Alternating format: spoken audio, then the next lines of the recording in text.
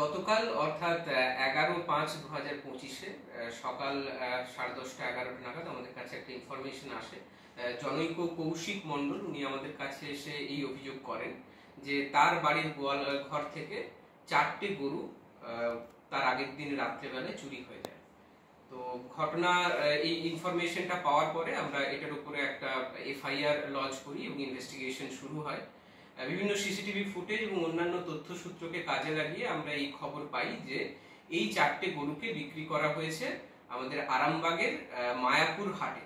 তো আমরা সেখানে যোগাযোগ করি, আরামবাগ থানার সাথে যোগাযোগ স্থাপন করা হয় এবং সেই থানার সাহায্য নিয়ে আমরা ওইখানের পাইকারদের কাছ থেকে 4টে গরুকে আইডেন্টিফাই করি এবং সেগুলোকে আমরা সিজ করে নিয়ে আসি। খবর নিতে নিতে আমরা এটা জানতে পারি যে আমাদের তালডাংরার রাজপুর এলাকার 3জন এই ঘটনার সাথে জড়িত আছে। তাদের নাম হলো নিজামুদ্দিন খান, আলামিন খান এবং সাদ্দাম মল্লিক। এই 3জনকে আমরা গতকাল সন্ধেবেলায় এবং রাত্রের দিকে অ্যারেস্ট করি এবং যে গাড়িটাতে করে এরা এই 4টে গরুকে ওখানে বিক্রি করে দিয়ে এসেছিল সেই গাড়িটাকেও আমরা সিজ করেছি। এরা 2,80,000 টাকায় এই 4টে গরুকে বিক্রি করেছিল ওখানে। তার মধ্যে আমরা অলরেডি 1.5 লাখ টাকা রিকভার করতে পেরেছি।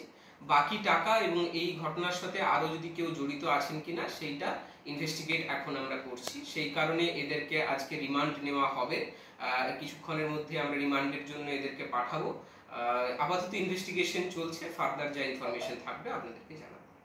এটা কি ভাঙার না নিজস্ব কারিগরি করে কারণ এই ইনফরমেশনটা এখনো আমরা ওয়ার্কআউট করছি, কাদের গাড়ি এরা ব্যবহার করেছে। যদি এই ঘটনার সাথে অন্য কেউ জড়িত থাকেন বা এই গাড়ি অন্য কোনো লোকের হয় তো আমরা তাকে ওই ঘটনাতে ট্যাগ করব। 2,80,000 মধ্যে কিছু বাজেয়াপ্ত হয়েছে টাকা? হ্যাঁ, এখনো অবধি 1.5 লাখ টাকা বাজেয়াপ্ত হয়েছে। Thank you.